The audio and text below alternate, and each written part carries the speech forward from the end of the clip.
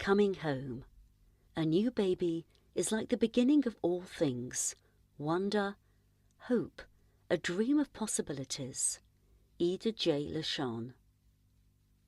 It's probably been quite a journey for you to get to this point, but now you are holding a baby in your arms. You have made it, and it is time to appreciate what you have created.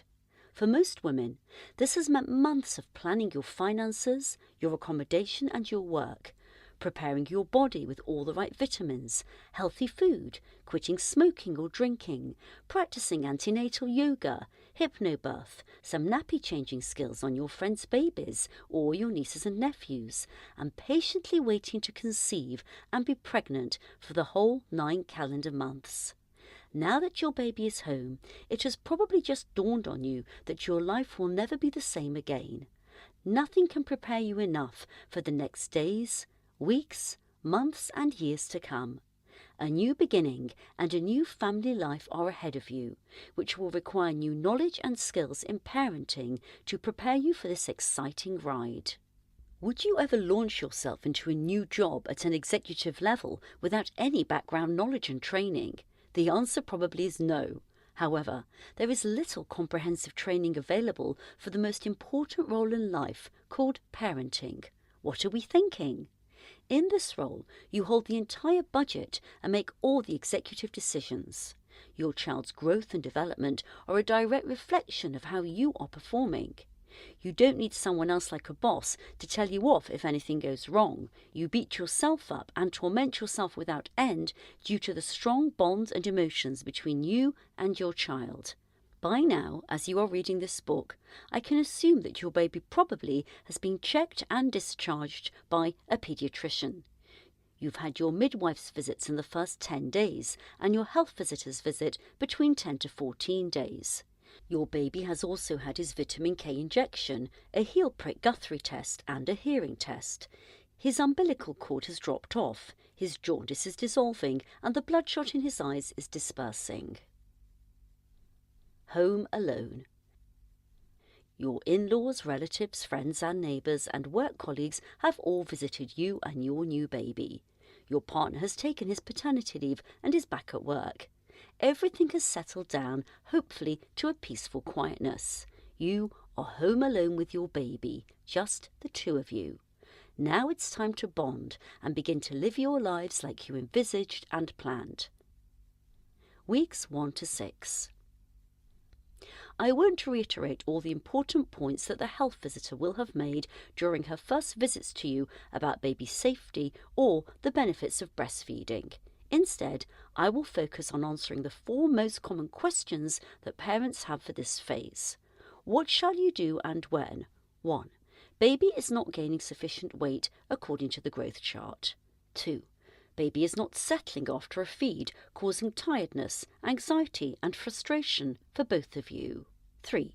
You are suffering from sleeplessness that can cause low moods and relationship difficulties. 4. You are feeling anxious about leaving the house on your own with your baby. Feeding your baby. One of the major worries on many new mothers' minds is whether the baby is being fed enough milk. This is especially so for those who are breastfeeding their babies, as you can't see how much he has taken. All you know is that he wants to feed all the time, which may make you feel like you aren't producing enough milk to satisfy him. This is usually not the case. Babies feed a lot. It is fairly normal for a baby to want to feed every 2 to 4 hours, assuming that the room temperature is right and he is a healthy baby without any ailments. Under special circumstances, or if the weather is warm, he might feed more if he is hot and bothered.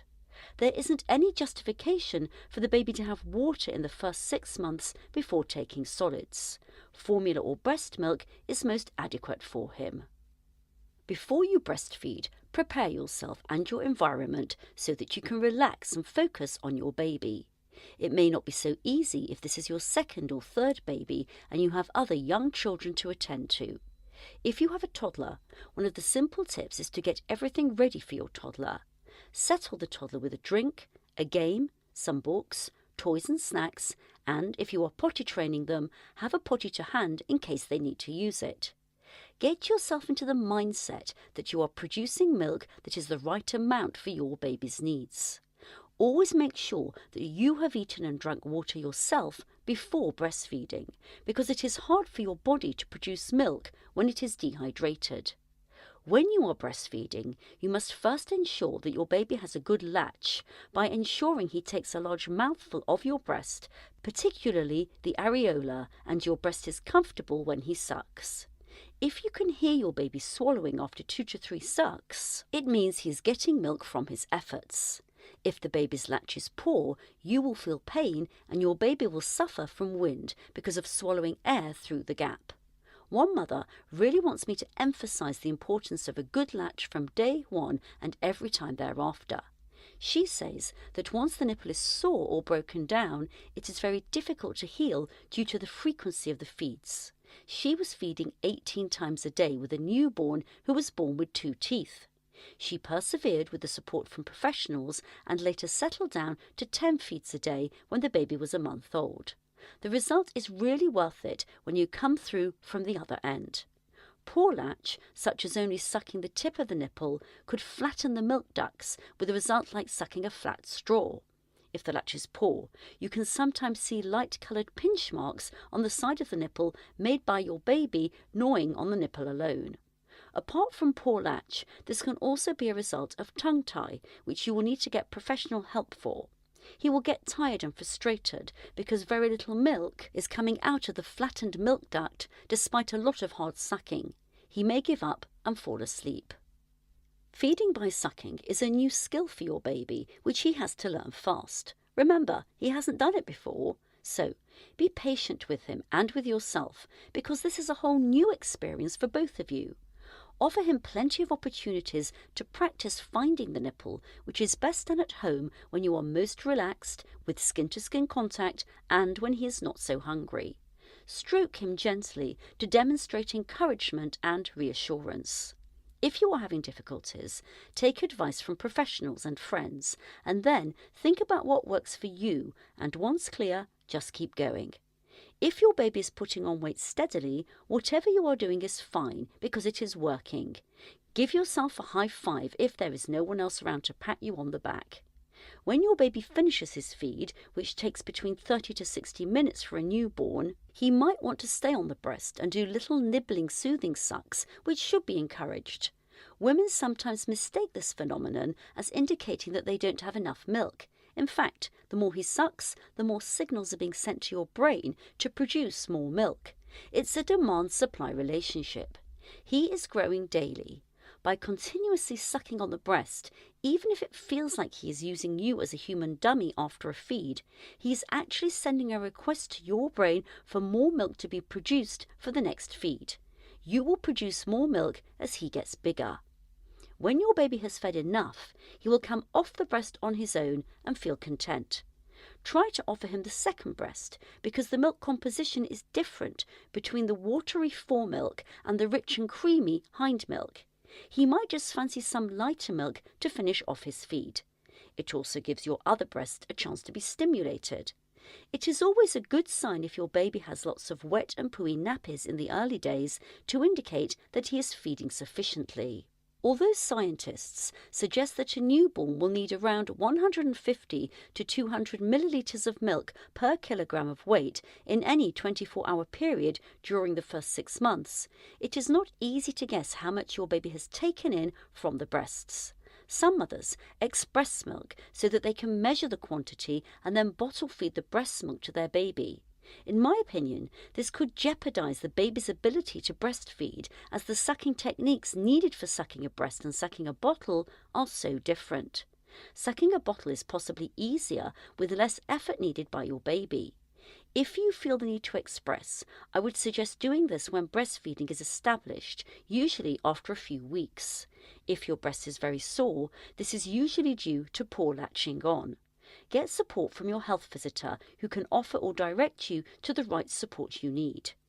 If you need to top up the baby with formula, or by choice if you prefer it, there is usually a guide amount stated on the tin. It is only a guide, so if in doubt, simply have your baby weighed in a clinic to ensure that he is on track and get the reassurance from the staff there. Feeding pattern. There is usually no set feeding pattern in the early days. Once you have a realistic expectation, you can accept the situation more easily and readily. And I promise you, your child will eventually settle into a feeding pattern after a couple of months, which will give you some time to yourself in between the feeds.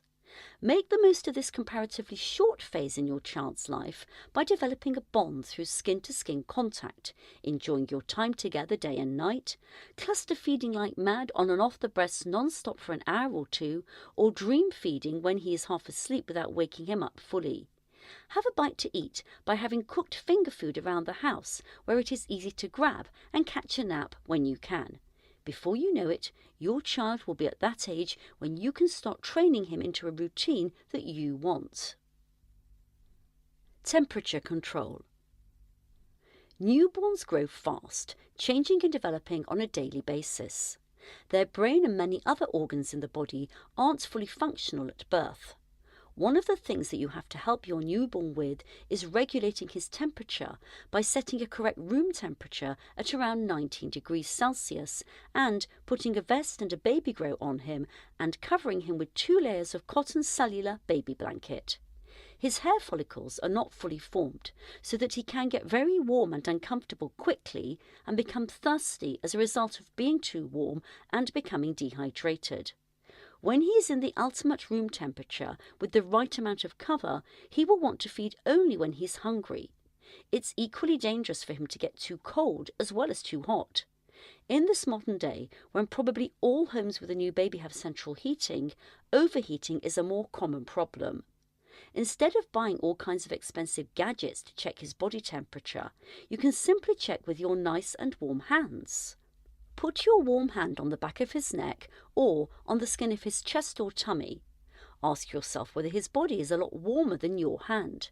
You have got the temperature right for him if you feel both your temperatures are pretty much the same, around 36.5 degrees Celsius. We humans are mammals, so that we are able to maintain our body temperature at a consistent level at around 36.5 degrees Celsius as a full-grown healthy adult. That's what you are aiming for. Your hand is the most reliable gadget. Other safety aspects of having a newborn.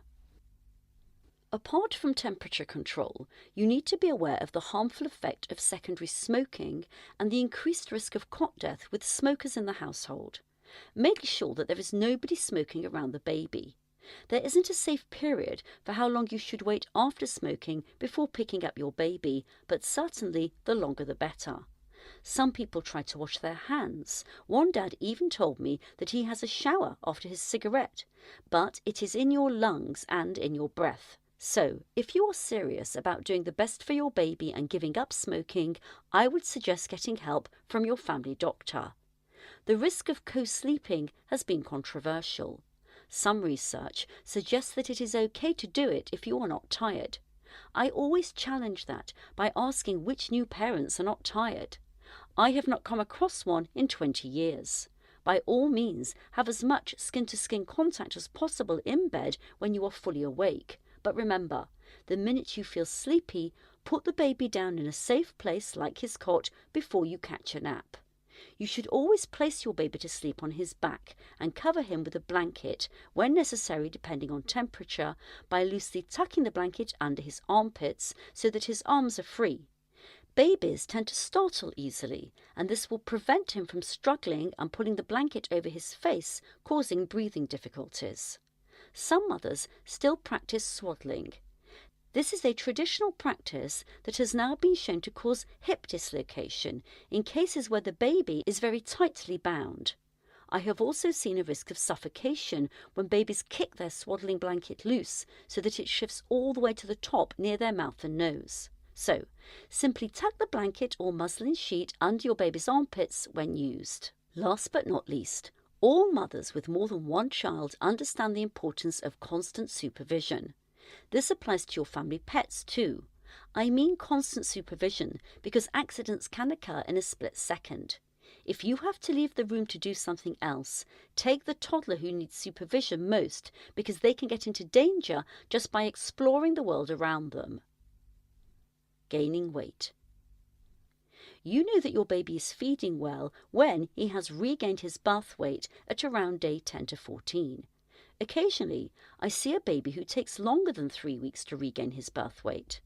In a couple of very rare cases, the baby didn't regain birth weight for 6 weeks due to pathological reasons. If your baby hasn't regained his birth weight by 3 weeks, you should talk to your health visitor about feeding and to your family doctor, GP, just in case there are any underlying conditions that are preventing him from gaining weight. The most common ones are gastric reflux, infections, and allergies. In more rare cases, the baby might have a heart condition that wasn't picked up at birth. Babies on average put on a pound every 2 weeks for the first 4 months and then a pound a month until the age of 1. This is only a guide. The best way to know whether your baby is growing well is to have him weighed in a baby clinic near you. Ask your family doctor if you are not sure where the clinic is. For formula-fed babies, you need to increase the amount of milk you give your baby gradually according to his appetite. What it says on the tin is only guidance. Each baby has his own metabolic rate like us, so listen to your baby. Unsettled baby. Now your baby has been gaining steady weight. You have just accomplished a massive task. Give yourself a pat on the back. Now you begin to wonder why you have to carry him all the time and why he cries. Crying is the only way that he can communicate with you in the first few weeks. Babies cry for a reason, although the reason might not be apparent. It's up to you to find out what's going on. Become a mind reader. I always ask couples how long it takes for them to get to know each other. It takes time to get to know your baby too. If you listen carefully, the tone of crying is different depending on whether your baby is hungry, bored, has a dirty nappy, or is in discomfort. How you respond to his crying will also influence how he will cry the next time he wants something. You are communicating with each other, training each other, and developing your own unique relationship pattern. It is not always straightforward to understand what your child needs. I normally suggest that parents write a list of the things that they can do to soothe their baby. For example, feeding, cuddling, entertaining, removing clothes, putting on an extra layer of blanket, going out in the fresh air, taking them for a drive in the car, etc. I have known mothers to put their unsettled baby in the car and drive around at 3 a.m. in the morning to try to settle him. Something about the motion of the drive seems to soothe some babies, while others will be soothed by the sound of the hoover or a hairdryer. The more you pay attention to the sound of your baby's crying, the easier it will be to guess what he needs and how to comfort him. It is a process of trial and error. You will get there in the end. The key is to remain calm, because when you are stressed, your baby will sense your anxiety and become more unsettled and cry more. So, if you feel that you have tried everything and he is still crying, let someone else who is calm and relaxed have a go at cuddling him to see whether he will settle down. If he cries non-stop, regardless of what you do, he may be in pain, so I would take him to be checked over by a doctor. Is it wind or acid reflux? As a general rule of thumb, babies with gastric reflux tend to cry and arch their backs once the feeding starts, because the stomach begins to produce acid for digesting the protein in the milk.